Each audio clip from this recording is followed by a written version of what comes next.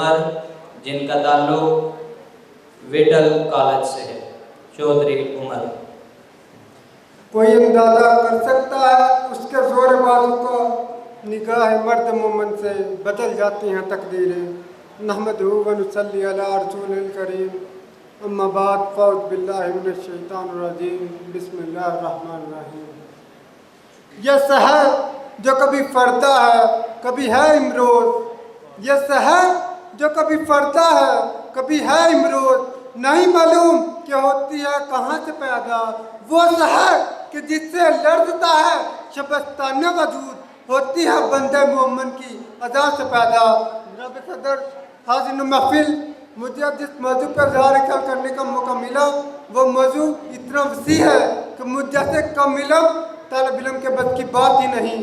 وقت کم ہے اور سفر لمبا ہے، پھر بھی بساط پر احاطہ کرنے کی کوشش کروں گا. حاضر محفل، علامہ اقبال نے جس زمانے میں آنکھ کھولی وہ ایسا دور تھا جب مشرق و مغرب میں عجیب و غریب انقلاب جوہر پذیر تھا. مشرق کی جہانگیری اور جہانبانی ختم ہو رہی تھی، ہر سمت زوال پستی کا دورہ ہوا تھا. مغرب سے بات آنی چاہیے چاہے وہ غلطی کیوں نہ ہو.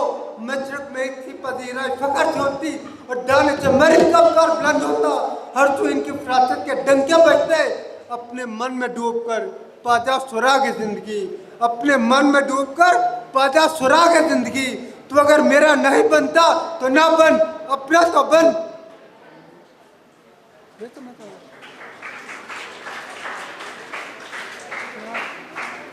رب والا غلامی کی زنجیروں میں جکڑی ہوئی ہندو بن گئے اور انگریز مکار کی غلامی میں سسکتی ہوئی مسلمان قوم کی زبوالی معاشپتی حتم مصحف و آرام میں گری ہوئی. دریا کی بے راہ موجوں میں پھنسی ہوئی امت مسلمان، برس گیر کے مسلمان پھر کسی مسیحا کی ہاتھ جھکا رہے تھے. مائیں بہنیں بیٹیاں اپنی بےتقیری اور عصمت دری پر نوحق نہ تھی. وہ محمد بن قاسم، خالد بن ولید اور ٹیپو سلطان کی منتظر تھی. فضائے بدر پیدا کر فرشتہ تیری نصرت کو، فضائے بدر پیدا کر فرشتہ تیری نصرت کو اتر سکتے ہیں گردوں سے کتار اندر کتار ربی. حاضر محفل، اتنے میں علامہ اقبال نے اپنی شاعری کے ذریعے مسلمانان نے برصغیر کو بیدار کیا.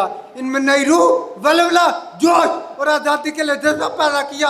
انہیں عظمت رفتہ یاد دلائی، انہیں تصور خودی سے آگاہ کیا. آج بھی ہم چاہیں تو اسلام کا بول بالا ہو سکتا ہے.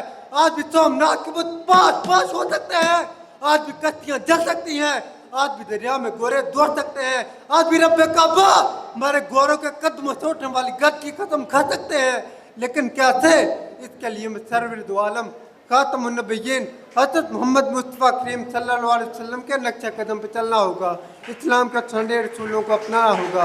اپنے صفوں میں اتحاد و اتفاق کے جذبات کو فروغ دینا ہوگا. یہ وقت کی پکار ہے اور ہماری ضرورت بھی. ہم نے سوکھی ہوئی شاخوں پہ لہو چھڑکا تھا، ہم نے سوکھی ہوئی شاخوں پہ لہو چھڑکا تھا. پھول اب بھی نہ کھلتے تو قیامت کرتے.